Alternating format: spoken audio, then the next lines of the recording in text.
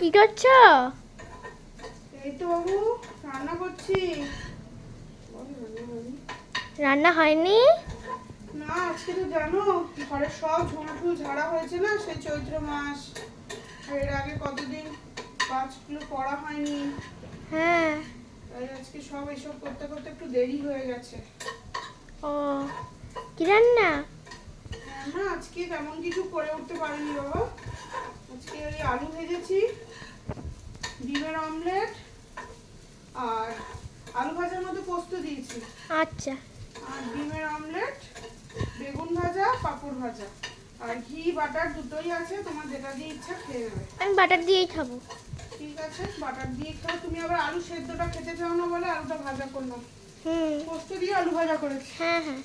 পোস্ত দিয়ে আলু ভাজা, ডিমের অমলেট, আর আমি তো ডিমের অমলেটটা খাই না, হুম। তাই আমার জন্য ডিমের ভুজিয়া করছি।